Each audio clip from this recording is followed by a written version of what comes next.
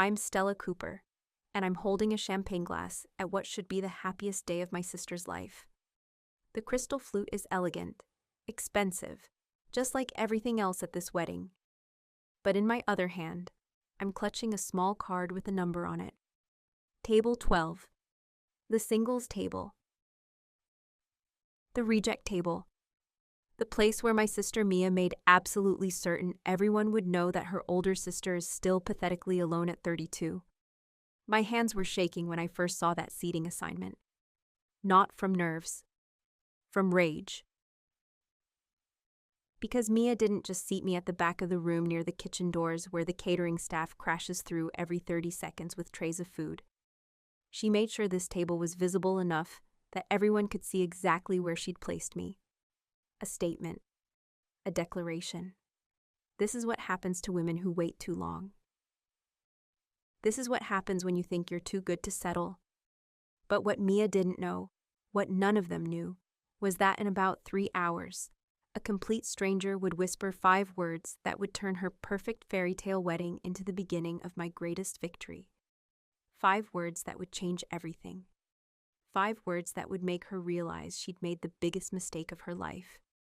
If you've ever been treated like you're less than by your own family, like your worth is measured by whether there's a ring on your finger, hit that like button. Subscribe if you believe that karma has impeccable timing, because what happened that night proved that sometimes the universe is just waiting for the perfect moment to deliver justice. Let me back up and explain how I became the family disappointment. My name is Stella Cooper. I'm 32 years old. I work in marketing for a tech company. And according to my family, I'm a cautionary tale about what happens when women prioritize their careers over finding a husband. My younger sister Mia is 28, and she's everything my family always wanted.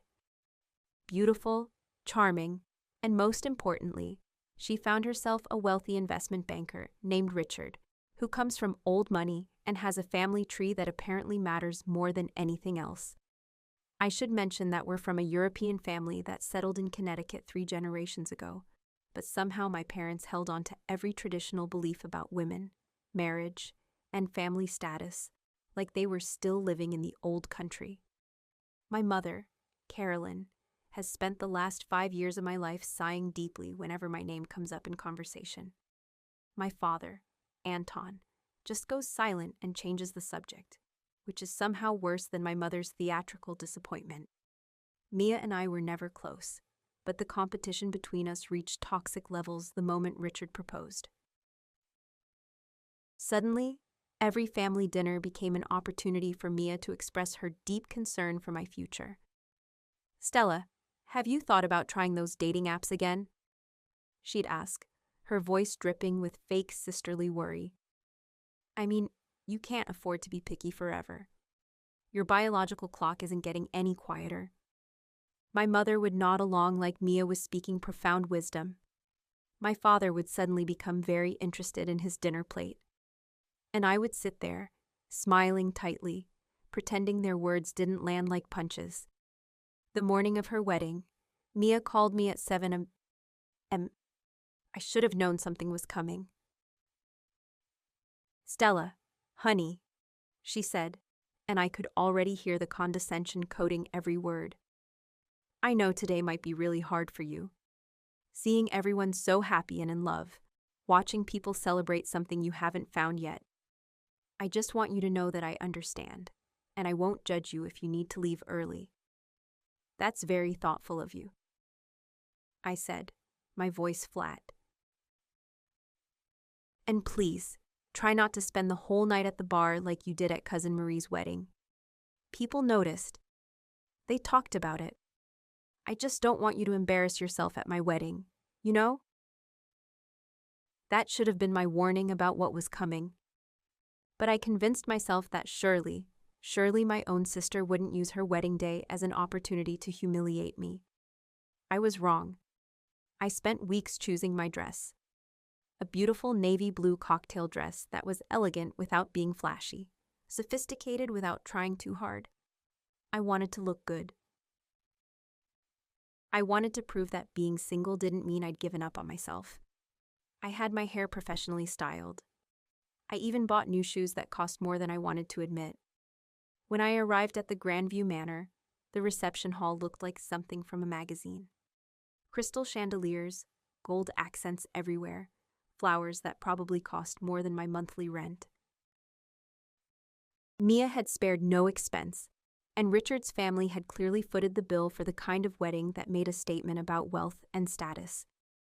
I walked in feeling confident, feeling like maybe today wouldn't be so bad. Then I saw Mia's maid of honor, Jessica, walking toward me with a clipboard and a smile that didn't reach her eyes. That particular smile women give each other when they're about to deliver bad news, but want to pretend they feel sorry about it. "Oh, Stella," Jessica said brightly. "Let me show you to your table." She walked me through the elegant reception hall, past tables decorated with elaborate centerpieces, past the prime seating near the head table where family was supposed to sit. She kept walking and walking until we reached the back corner of the room, right next to the swinging kitchen doors, where a small table sat almost hidden behind a marble pillar. Table 12. "Here you are," Jessica announced, as if she'd just shown me to a throne instead of exile. "You'll be sitting with some of Mia's colleagues from work and your great-aunt Dorothy. I think you'll have a lovely time." She walked away before I could respond. I stood there, staring at that table number, understanding exactly what had just happened. This wasn't an oversight. This wasn't a seating arrangement made by a stressed wedding planner. This was deliberate. This was Mia making sure everyone at her wedding knew exactly where I belonged. In the corner. In the back. With the other people who didn't quite fit into her perfect celebration. I should have left right then. I should have walked out with my dignity intact and never looked back. But something stubborn inside me refused. I thought, no. I'm not going to let her win. I'm not going to give her the satisfaction of knowing she got to me. So I sat down at table 12, next to Great-Aunt Dorothy, who immediately started complaining about the music being too loud, and across from 3 of Mia's work colleagues who barely glanced at me before returning to their conversation about office politics I knew nothing about. And I waited for the humiliation I knew was coming. But I had no idea just how far Mia was willing to go to make sure everyone at her wedding understood that I was the family failure. I had no idea that she'd spend the next 3 hours parading me around like a cautionary tale. And I definitely had no idea that her cruelty was about to backfire in the most spectacular way possible. Because sitting at a table across the room, watching everything unfold, was a man who would change everything. A stranger who would look at me and see something my own family refused to acknowledge. A man who was about to whisper 5 words that would turn this nightmare into the best night of my life. But they had no idea what was coming next. To understand why Mia's wedding became a battlefield, you need to understand our history. The competition between us didn't start that night. It started when we were children, and I learned that no matter what I did, it would never be enough. I was 5 when Mia was born, and I remember my mother bringing her home from the hospital like she was carrying something precious and fragile. Which she was, I suppose. But what I remember most is how the attention in our house shifted.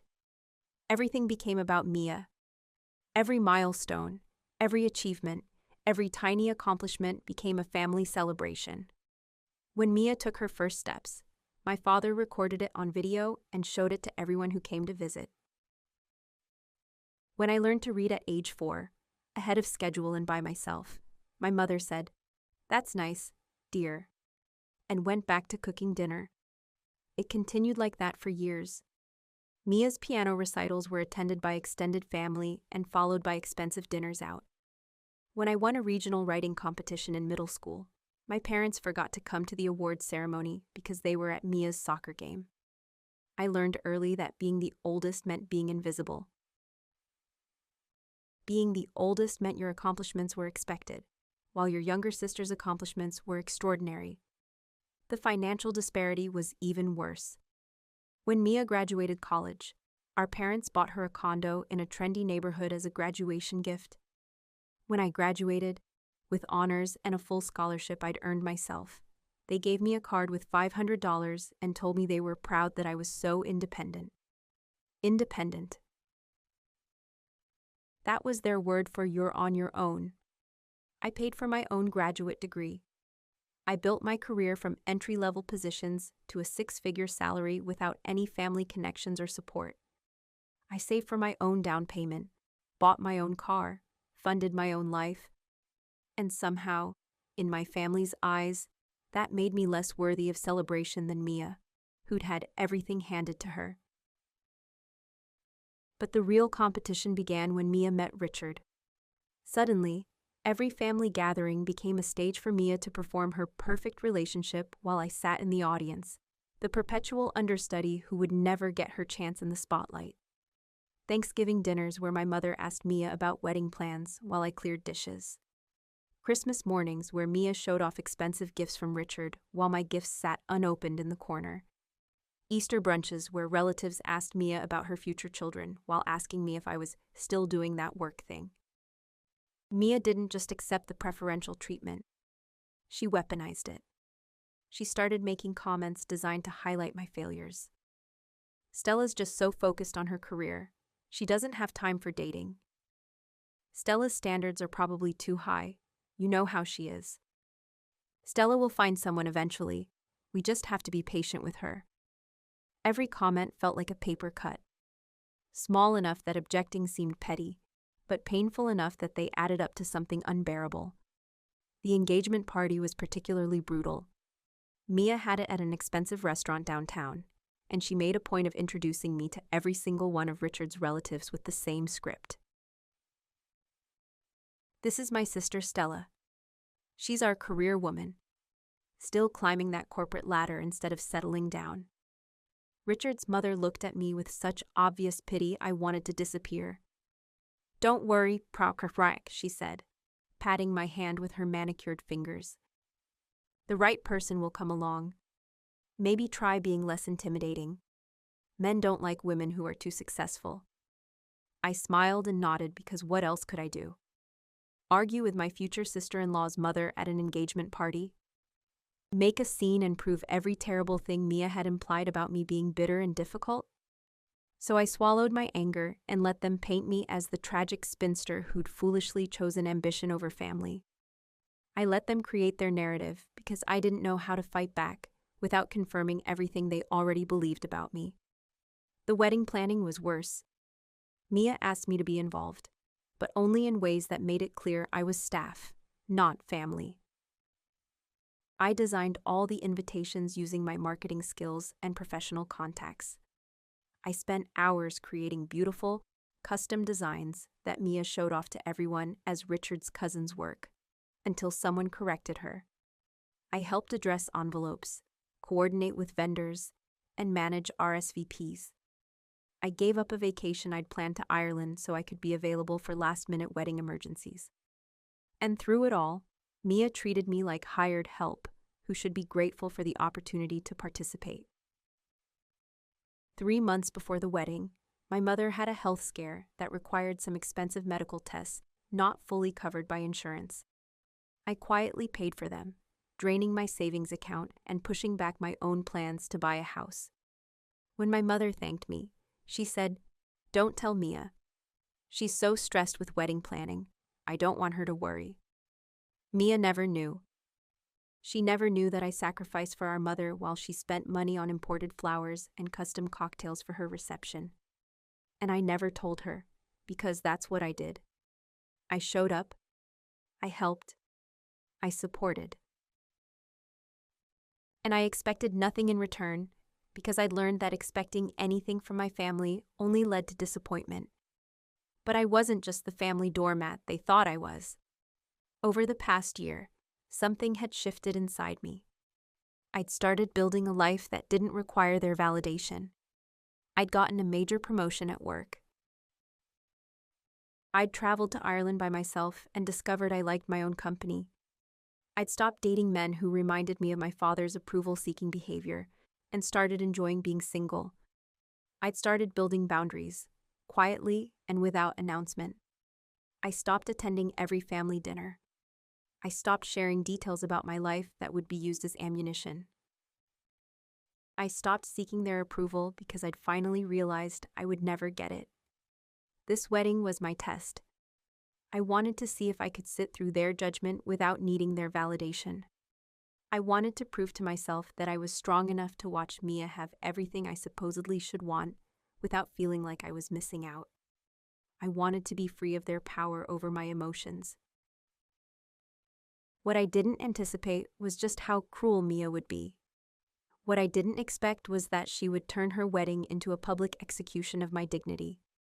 And what I absolutely could not have predicted was that her cruelty would create the circumstances for the most significant turning point of my life.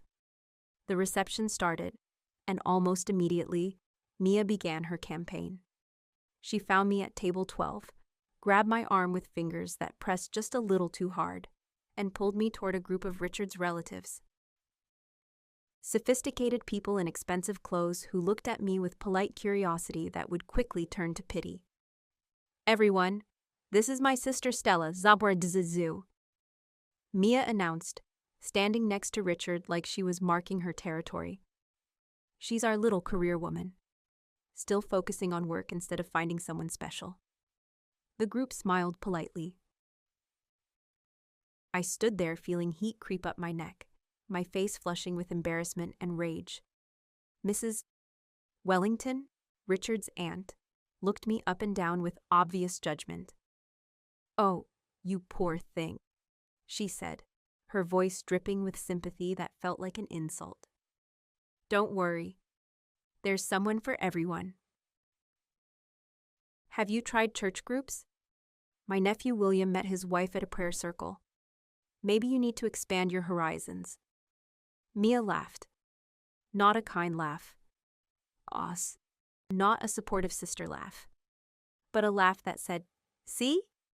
Everyone agrees with me. You're pathetic." "Stella's very independent," Mia said, making the word sound like a disease. "Aren't you, sis?" "I just haven't found the right person, or ati," I managed to say, keeping my voice steady even as I wanted to scream. "Well, you can't wait forever," Richard's mother Margaret interrupted, her tone sharp. "My daughter waited too long, and now she's 45 with fertility issues. Don't make the same mistake. At your age, you need to be more realistic about your options." For the next hour, I endured a parade of Mia's friends and Richard's family members, each offering unsolicited advice about my love life. Each conversation felt choreographed, like Mia had briefed them on exactly how to make me feel small. Joseph, Richard's business partner, suggested I try lowering my standards. Christopher, a family friend, told me about his spinster aunt who finally found love at 50 with a widower who had 6 children and needed a mother for them. The photographer kept asking if I had a +1 and looked genuinely confused when I said no, like he couldn't imagine someone attending a wedding alone. Every interaction was designed to remind me that I was deficient, that I was failing at the most basic expectation of womanhood, that I was running out of time and options and hope. But the worst was yet to come. The moment that would push me from humiliated to absolutely done with my family's cruelty. The moment that would make me understand just how far Mia was willing to go to prove her superiority. The bouquet to "All the single ladies to the dance floor," the DJ announced with the kind of enthusiasm that made my stomach turn. I immediately stepped behind a marble pillar, trying to make myself invisible. I'd had enough. I'd endured the seating arrangement, the parade of pitying relatives, the unsolicited advice from strangers who knew nothing about my life. I was not going to stand in a circle of women half my age and compete for a bunch of flowers like it was some kind of prize. But Jessica, Mia's maid of honor, spotted me. Of course she did. This whole evening was coordinated like a military operation, and I was the target. "Stella," she called out, her voice cutting through the music. "Come on." You can't hide. She grabbed my arm and pulled me toward the dance floor where about 20 women were gathering. Most of them were in their early 20s, Richard's younger cousins fresh out of college with their whole lives ahead of them. They giggled and squealed, excited about the tradition, about the possibility, about being young and having time. Standing among them, I felt ancient. I felt desperate. I felt exactly how Mia wanted me to feel. The DJ turned up the music and made some joke about catching the bouquet that I didn't hear over the ringing in my ears. All I could focus on was Mia, standing at the edge of the dance floor, holding her elaborate bouquet of white roses and peonies, looking directly at me with a smile that wasn't a smile. It was a smirk. A satisfied, cruel smirk that said, "This is for every time you acted like you were better than me. This is for every achievement you thought made you special. This is for being born first and making me the little sister who had to fight for attention." The music built to a crescendo. The young women around me pressed forward, arms raised, laughing and pushing playfully. I stood still, frozen in this nightmare that I couldn't escape. Mia turned her back to us, counted down. 3, 2, 1.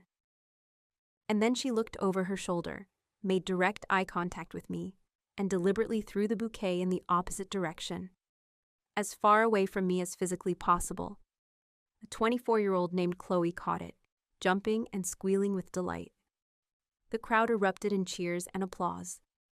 Mia turned around and hugged Chloe, congratulating her, making a show of being excited for this stranger while I stood there, alone in a circle of women who'd all scattered, feeling like everyone in the room was looking at me with pity. "Looks like Stella will have to wait a little longer," Mia announced into the microphone the DJ handed her, her voice carrying across the entire reception hall.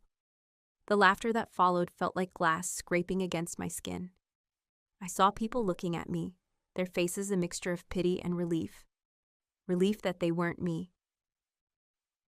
Relief that they weren't the one being publicly humiliated at a family wedding. I saw my mother in the crowd, looking away awkwardly. My father was suddenly very interested in his drink. And Mia was beaming, absolutely glowing with satisfaction at having orchestrated this moment. That's when I knew. This wasn't about celebrating her marriage. This was about destroying me.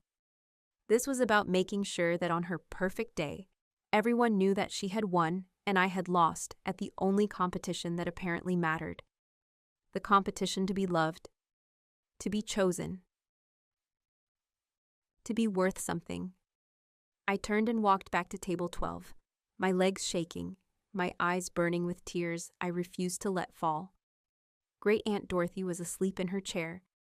Mia's colleagues had moved to the bar. I was alone at a table in the back of the room, exactly where I'd started, except now everyone in this reception hall knew exactly how my own sister felt about me. I grabbed my purse from under my chair. I was done. I was leaving. I was going to walk out of this reception hall and never speak to Mia again. I was going to go home, pour myself a very large glass of wine, and start the process of building a life that didn't include people who treated me like this. I was standing up when I heard it. A voice behind me, deep and quiet and certain. "Pretend you're with me." I turned around, startled, my heart pounding from adrenaline and humiliation and confusion. Standing there was a man I'd never seen before. Tall, probably 6'2", wearing a charcoal suit that was clearly custom-tailored. Dark hair, sharp jawline, and eyes that were kind but determined. He had the kind of presence that made people notice him across a room, the kind of confidence that suggested he was used to being listened to. "Excuse me," I whispered, not sure I'd heard him correctly. "Your sister just spent 10 minutes telling Richard's business associates about how worried she is about you being alone," he said, sliding into the chair next to me with the kind of fluid grace that suggested he belonged everywhere he went. "I'm guessing you didn't ask her to share your personal life with strangers." I followed his gaze across the room and saw Mia standing with a group of men in suits, gesturing in my direction, clearly talking about me. About poor Stella who couldn't find anyone to love her. About tragic Stella who was going to die alone with cats. She's been doing that all night, I said quietly, my voice shaking with anger I'd been holding back for hours. I noticed, he said, which is why I'm here. Do you mind? I looked at him, trying to understand what was happening. Mind what? Me sitting here. Me acting like I'm with you. Me making your sister regret every terrible thing she's done to you tonight. For the first time all evening, I didn't feel invisible. For the first time, someone was seeing what was happening to me and offering to help. A stranger. Someone who owed me nothing. Who are you? I asked. I'm James, he said, extending his hand with a warm smile. Richard's cousin from London. And you're Stella, the sister who apparently needs saving from eternal spinsterhood, according to everyone at this wedding. Despite everything, I laughed. Maikon, a real laugh that surprised me. That's me. The family charity case. Not anymore, James said, his smile turning slightly mischievous. Not if you let me help. I looked at him, at this stranger offering me something I desperately needed. An escape. A reversal. A chance to stop being the victim and start being someone who had chosen to be at this wedding, not someone who'd been placed here like a cautionary decoration. Why would you do this? I asked. Because I've been watching what your sister has been doing to you all evening, and it's cruel.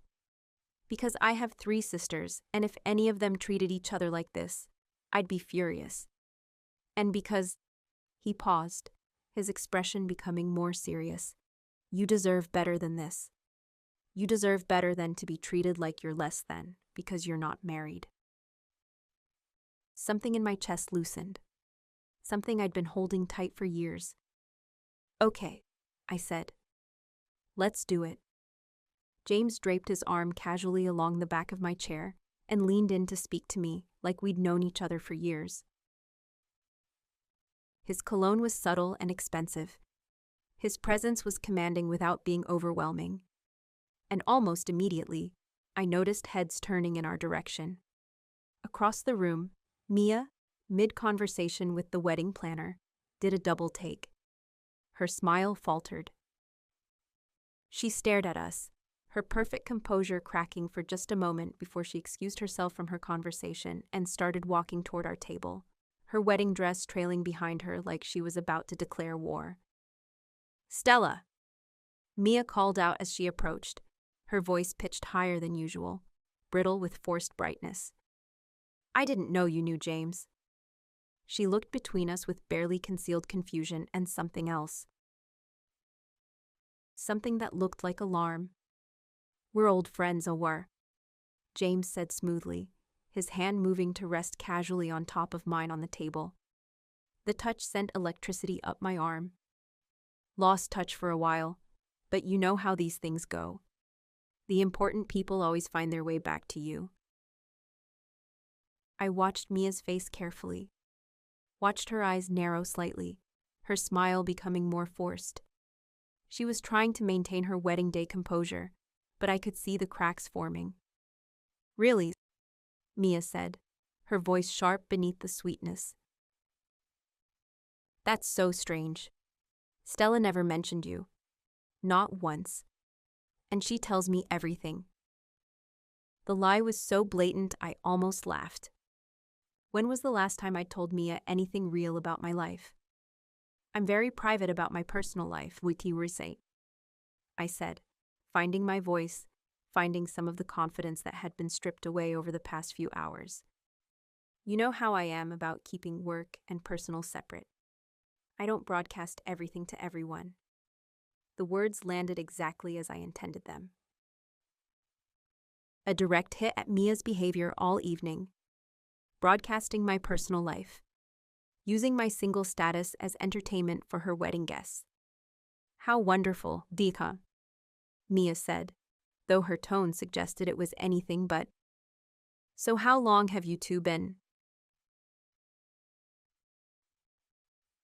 reconnecting? Long enough, James said with a smile that gave away nothing and implied everything. Long enough to remember why I always thought Stella was remarkable. I saw something flash across Mia's face. Not just confusion now. Something closer to panic. Because in our family, in our dynamic, I was the one who was supposed to be lacking. I was the one who was supposed to be struggling. I was the one who validated Mia's choices by being the cautionary tale of what happens when you don't settle down in time. But here I was, sitting with a man who was clearly successful, clearly confident, clearly interested in me. And Mia had no control over the narrative. Well, this is wonderful news, Kyrgyzstan, Mia said, her voice tight. I'll have to tell Mom and Dad. They'll be so relieved. They've been so worried about you. Have they? James asked, and there was something sharp in his tone now. Because from what I've observed this evening, it seems like worry isn't quite the right word. Broadcasting someone's private struggles to strangers at a wedding doesn't seem like worry. It seems like something else entirely. Mia's face went pale, then red.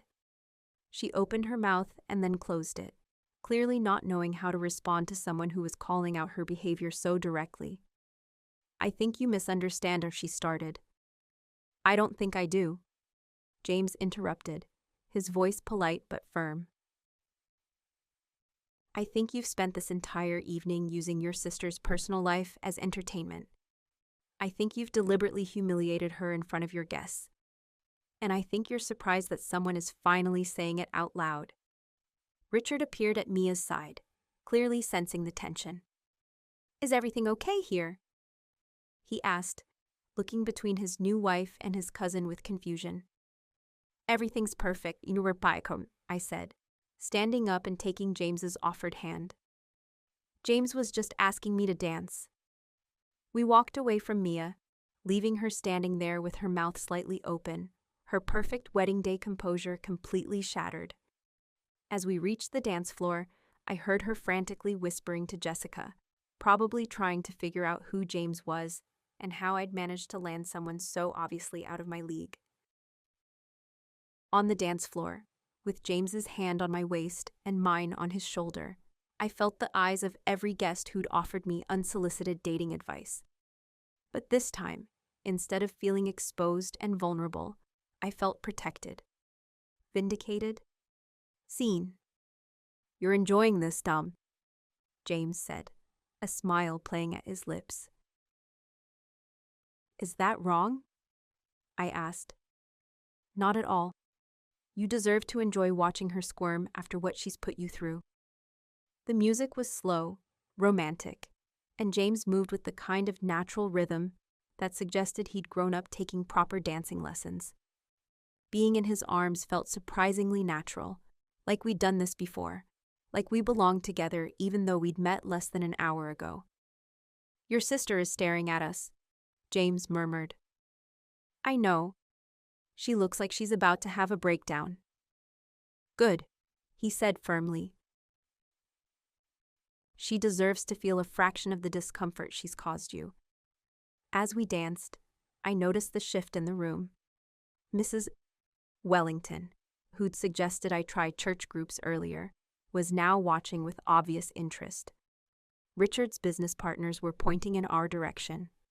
Mia's bridesmaids were whispering behind their hands, clearly trying to figure out what had just happened. The narrative had shifted. Suddenly, I wasn't the pathetic single sister. I was the mysterious one who'd been quietly seeing someone impressive. I was the one with secrets. I was the one who'd surprised everyone. When the song ended, James didn't let me retreat to table 12. Instead, he kept my hand and led me to the bar, where he ordered drinks with the kind of easy confidence that suggested he was used to being in charge. I'm going to need you to keep looking at me like I'm fascinating, he said as the bartender prepared our drinks. That won't be hard, I admitted. You basically just saved my life. I didn't save your life. I just gave you a chance to show everyone who you really are instead of who your sister has been telling them you are. Our drinks arrived, an old-fashioned for him, a French 75 for me, and James clinked his glass against mine. To revenge that doesn't require being cruel. Just requires showing up as your best self. We'd barely taken a sip when the wedding coordinator approached us, looking apologetic. "Excuse me, Mr. Blackwood," she said to James. "I understand you have some dietary restrictions we weren't informed about. We'd like to move you and your guests to a table closer to the kitchen so we can better accommodate your needs." James smiled at her warmly. "That would be wonderful. Thank you." As the coordinator walked away, I looked at James with confusion. Dietary restrictions. "I'm allergic to being seated in corners where I can't be seen," he said with a perfectly straight face. "It's a serious condition. Requires front and center seating at all times." I laughed, a real laugh that came from somewhere deep in my chest, somewhere that had been locked down all evening. Within 10 minutes, we were moved to table 4, right in the center of the reception hall where everyone could see us. Where we were impossible to ignore, where Mia would have to look at us every time she glanced around her perfectly planned reception. And people noticed. They definitely noticed. Suddenly, the guests who had ignored me at table 12 wanted to stop by and chat. Mia's work colleagues who'd barely acknowledged me now wanted to meet James. Richard's relatives who'd pitied me earlier now treated me with newfound respect, clearly recognizing James's status and wondering how I'd managed to land someone so obviously successful. Mrs. Wellington appeared at our table, her earlier pity replaced with open admiration. "Stella, you dark horse," she said, as if we were old friends instead of strangers who'd met 2 hours ago. "You never mentioned you were seeing someone so accomplished. James, your family is quite prominent in London, isn't that right?" "My family does well enough," James said modestly, though I detected amusement in his tone. "He's being humble," Mrs. Wellington said to me, as if sharing a secret. "The Blackwood family is very well established. Technology investments, isn't that right? I heard you have an MBA from Harvard." "Guilty," James admitted. Mrs. Wellington's entire demeanor toward me had transformed. I was no longer the pitiful spinster who needed church groups and lowered standards. I was the clever woman who'd secretly been dating someone from a prominent family, someone with an MBA from Harvard, someone who was clearly way above anyone else at this wedding in terms of status and success. The irony was so perfect, I had to focus on not laughing. "You two must tell us how you met," Mrs. Wellington pressed. "That's a private story, Guy en part," I said, channeling every bit of mysterious confidence I could muster. "But I will say that good things come to those who wait for the right person instead of settling for the first person." The subtle dig wasn't lost on anyone at the table. Mrs. Wellington nodded approvingly, as if I'd just shared profound wisdom instead of throwing her earlier advice back in her face. For the next hour, James played his part flawlessly. He brought me champagne. He laughed at my jokes. Right, he touched my hand just enough to make our connection believable. But more than that, and this was the part that surprised me, he actually listened when I talked. He asked about my work in marketing, my thoughts on the tech industry, my recent trip to Ireland, my plans for the future. "You're not what I expected," he said during a quiet moment between conversations with well-wishers. "What did you expect?" "Based on your sister's descriptions? Someone broken down and desperate," he said bluntly. "Instead, I'm sitting with someone brilliant, accomplished, funny, and honestly, I can't figure out why you're single, except that you clearly have standards. I spent a long time thinking something was wrong with me, I admitted. My family made me feel like being single meant I was defective. Your family is wrong, James said simply. Being single means you haven't found someone worth changing your life for. That's not defective. That's smart. By this point, Mia was barely maintaining her composure. I caught her watching our table multiple times, her smile strained, her laughter forced. Jessica kept whispering to her, probably trying to figure out what had happened, how I'd turned her carefully orchestrated humiliation into my triumphant evening. But James wasn't done yet. When the DJ announced the garter toss, that ridiculous tradition where all the single men compete for the garter, James excused himself from our table and walked toward the dance floor with the confidence of someone who belonged exactly where he was. Wait, Mia called out, her voice cutting through the music. She was standing near the DJ booth, microphone in hand, and for the first time all evening, she looked genuinely rattled. James, you're not single. The entire reception went quiet. All eyes turned to James, then to me, then back to James. He stopped, turned to face Mia with a calm expression, and said clearly enough for everyone to hear, Actually, Stella and I are taking things slow, getting reacquainted, seeing where this goes. Neither of us is interested in rushing into anything just to meet other people's timelines. The words hung in the air, heavy with implication. A direct challenge to everything Mia had been saying about me all evening. About how I was running out of time. About how I needed to settle. About how being single at 32 was some kind of tragedy.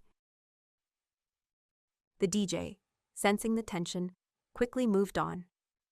All right, all the single gentlemen to the dance floor. Richard prepared to throw the garter, and I watched with a mixture of disbelief and satisfaction as James positioned himself among the group of younger men. Richard counted down, turned his back, and threw. Whether by luck, by Richard's aim, or by the universe finally deciding I deserved something good, the garter sailed directly into James's hands. He caught it easily, held it up with a triumphant smile, and the crowd erupted in cheers. According to tradition, the man who caught the garter was supposed to place it on the leg of the woman who caught the bouquet. But Chloe, the 24-year-old who'd caught Mia's deliberately misdirected bouquet, had left early. Looks like we need a volunteer, the DJ announced, scanning the crowd. James looked directly at me, his expression asking a question. I nodded, my heart pounding. The crowd cheered as I stood and walked to the chair the DJ had placed in the center of the dance floor. James knelt before me, and I felt hundreds of eyes watching as he gently lifted my leg and slowly, deliberately, slid the garter onto my thigh. The moment felt charged with something real, something that transcended the performance we'd been putting on. When he looked up at me, there was something in his eyes that made me wonder if any of this was still pretend. The crowd applauded. The photographer captured the moment. And across the room, Mia stood frozen, her face a mask of barely controlled fury as she watched her pathetic single sister become the center of positive attention at her own wedding. The power had shifted completely. And everyone in the room felt it. As the evening wound down and guests began to leave, James walked me out to the parking lot. Away from the reception hall, away from the watchful eyes of my family, away from the performance we'd been putting on for the past 3 hours.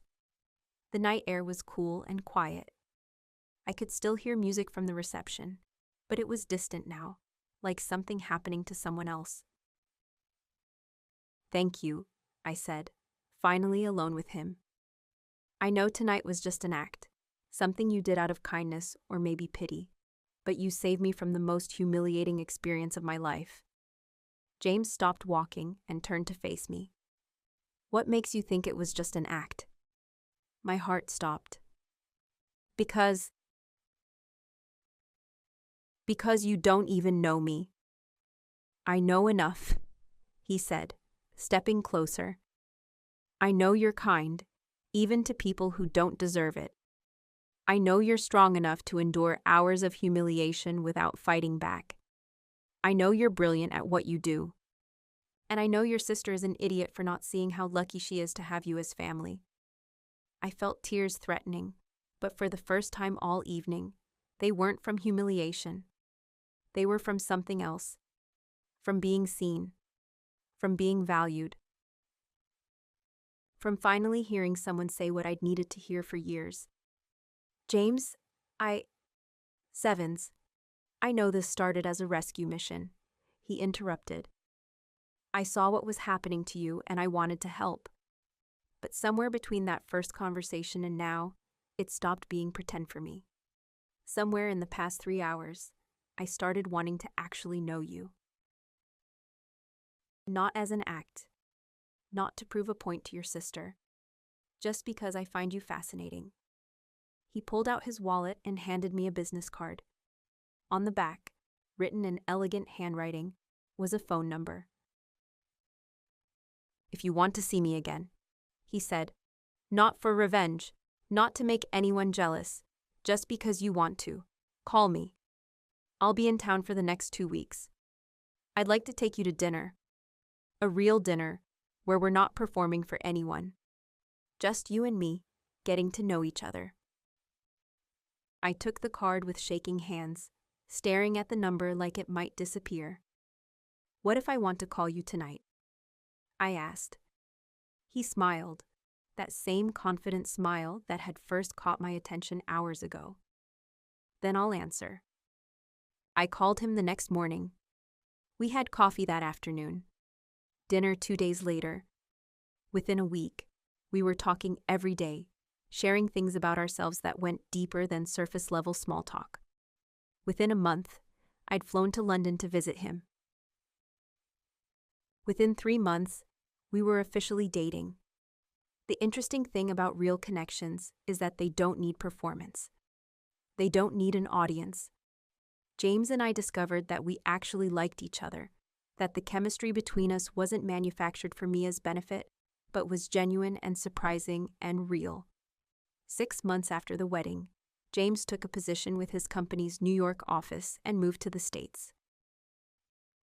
We moved in together shortly after, into a beautiful apartment overlooking Central Park that made my old place look like a college dorm room. And exactly 1 year after Mia's wedding, James proposed to me in the same hotel where we'd first met. He'd reserved the entire reception hall, the same room where I'd sat alone at table 12, where I'd been humiliated and dismissed and treated like I was less than. But this time, the room was filled with candles and flowers and a string quartet playing our favorite songs. I wanted to replace that memory, Workhorheis, he said as he knelt before me. I wanted you to remember this place as where your life changed, where you met someone who saw your worth, where everything began. I said yes before he even finished asking. Mia's reaction to our engagement was everything I could have hoped for and simultaneously everything I no longer needed. She called me the day after we announced it, her voice tight with forced enthusiasm. Stella, oh my God, congratulations. I'm so happy for you. Thank you, I said calmly. I can't believe you're marrying James Blackwood. Richard's family is very impressed. His mother keeps asking me about you two, about how you met, about how serious it was at the wedding. She seems to think I knew all along and was keeping it secret. I let the silence stretch. Let her wonder. Let her realize that I no longer needed to explain myself to her. Anyway, Mia continued, her voice becoming more strained. I want you to know that I'd be honored to be your maid of honor. I mean, you were at my wedding, and I think it would be really special if... Sevens. I'll think about it, per princessi, I said, which we both knew meant no. The truth was, I didn't want Mia as my maid of honor. I didn't want her standing next to me on the most important day of my life, pretending she'd always supported me, rewriting history to make herself look better. But I also didn't want to give her the satisfaction of knowing how much she'd hurt me. So I invited her to the wedding. I let her come. I even let her give a speech, which she insisted on despite our complicated history. Our wedding was smaller than Mia's. We didn't need the grand gestures or the expensive displays. We invited people who genuinely wanted us to be happy, people who had supported us, people who saw our worth not because of status or wealth, but because of who we were. James's sisters flew in from London and immediately adopted me like I'd always been part of their family. My colleagues from work came and celebrated with genuine joy. We had friends from college, from our professional networks, from the life we'd built together over the past year.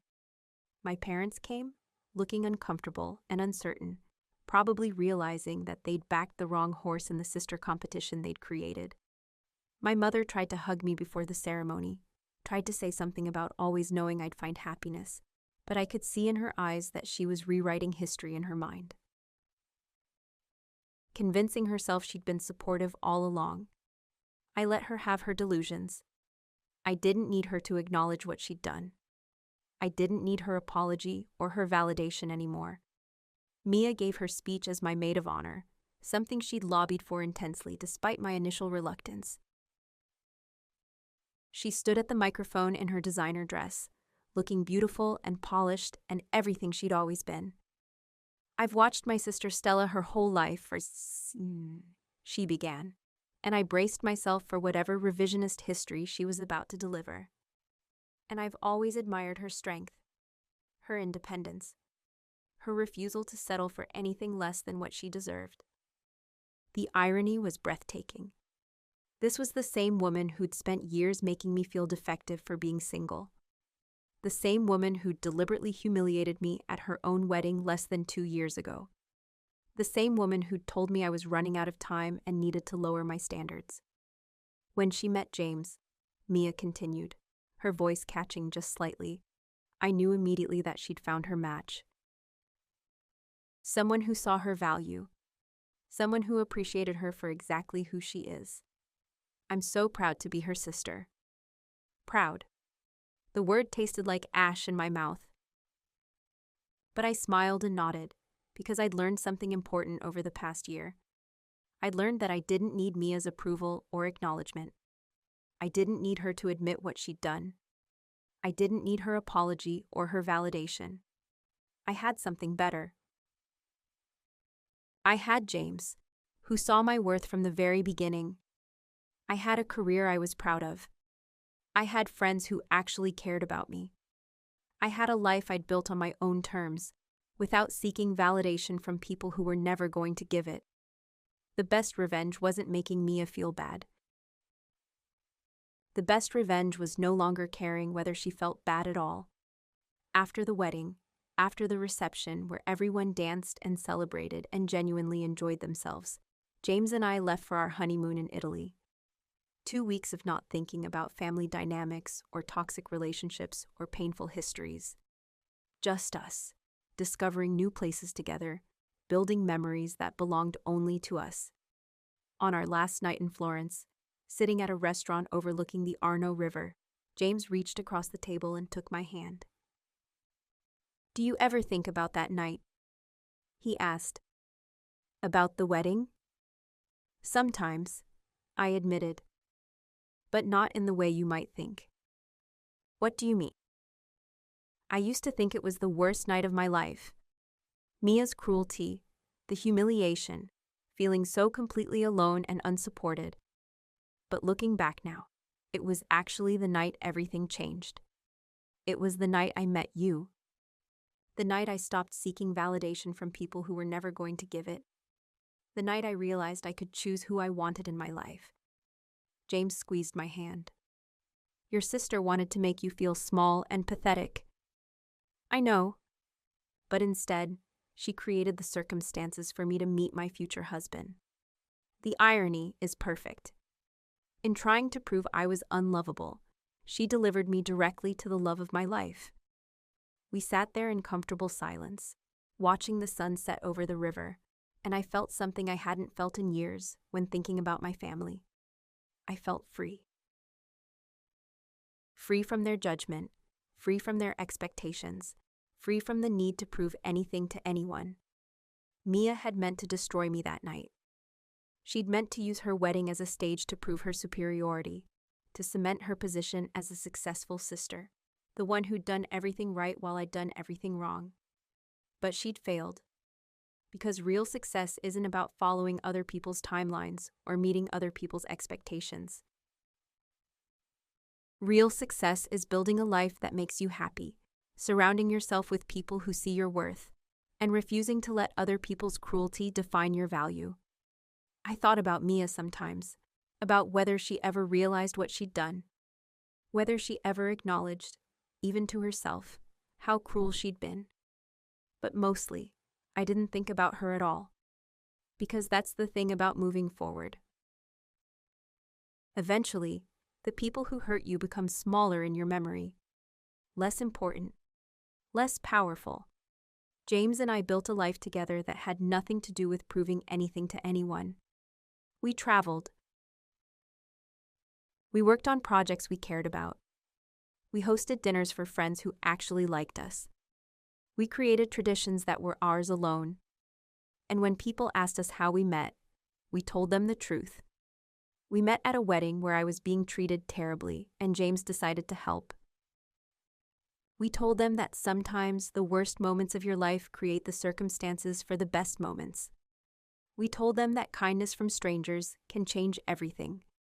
Looking back now, 3 years later, sitting in our apartment with James working in his office and me planning a marketing campaign for a client I'm excited about, I can honestly say that Mia did me a favor. She showed me who she really was. She showed me what my family really thought of me. And in doing so, she freed me from spending any more energy trying to earn their love. Because I'd found something better. I'd found someone who loved me without conditions, who saw my worth without needing me to prove it, who chose me every day, not because I fit into some predetermined timeline or met some arbitrary standard, but because he genuinely wanted to be with me. That's what Mia never understood. Love isn't something you achieve by following rules or meeting deadlines. It's something you find when you stop looking for validation in all the wrong places and start believing in your own worth. So if this story resonated with you, if you've ever felt dismissed by your own family or judged for not following their timeline, hit that like button. Subscribe for more stories about overcoming toxic family dynamics and finding your own path to happiness. And remember, the best revenge isn't making the people who hurt you feel bad. The best revenge is building a life so fulfilling that their opinion no longer matters. The best revenge is realizing that you never needed their validation in the first place. Have you ever had someone's cruelty backfire spectacularly? Have you ever had the worst moment of your life lead to something unexpectedly wonderful? Share your story in the comments below.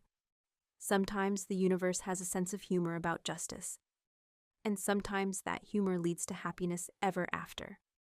Because here's what I learned that night at Mia's wedding, sitting alone at table 12 before James changed everything. Your worth isn't determined by other people's ability to see it. Your value doesn't decrease based on someone else's inability to appreciate it. And sometimes, the people who try hardest to make you feel small are the ones who are most threatened by your potential. Mia spent years trying to prove she was better than me. Better at relationships, better at meeting expectations, better at being what our family wanted. And maybe by their standards, she was. She got married first. She had the big wedding. She checked all the boxes. But I got something better. I got authenticity. I got genuine love. I got a partner who challenges me and supports me and sees me as an equal. I got freedom from caring what people think. I got peace. And in the end, that's the real victory. Not proving you're better than someone else, but building a life that makes their opinion irrelevant. Not getting revenge, but getting free. So thank you, Mia. Thank you for showing me exactly who you were. Thank you for being so cruel that a stranger felt compelled to intervene. Thank you for creating the circumstances that led me to James. And thank you for teaching me that sometimes the family you choose matters more than the family you're born into. I don't hate you. I don't even think about you most days. And that's the greatest freedom of all. The freedom to move forward without looking back. The freedom to build something beautiful without needing your approval. The freedom to be happy on my own terms. That's my revenge. That's my victory. That's my happy ending. And it started with 5 words from a stranger at a wedding. Pretend you're with me. Those 5 words changed everything. They gave me permission to stop being the victim. They showed me that sometimes help comes from unexpected places. They reminded me that my worth wasn't determined by my family's perception of me. 3 years later, I don't have to pretend anymore. I don't have to perform for anyone. I don't have to prove anything. I just get to be myself, with someone who loves exactly who that is. And that's the ending Mia never saw coming. Not a fairy tale. Not a competition. Just a real, genuine, imperfect, beautiful life built with someone who chose me from the very beginning. So here's to the strangers who become family. Here's to the worst nights that lead to the best lives. Here's to revenge that doesn't require cruelty, just requires living well. And here's to everyone who's ever felt less than, diminished, or dismissed by people who should have known better. You're not alone. Your worth is real. And your happy ending is out there, probably in a place you least expect it. Maybe at a wedding where you're sitting alone at table 12, waiting for everything to change. Because sometimes it does. Sometimes it really does.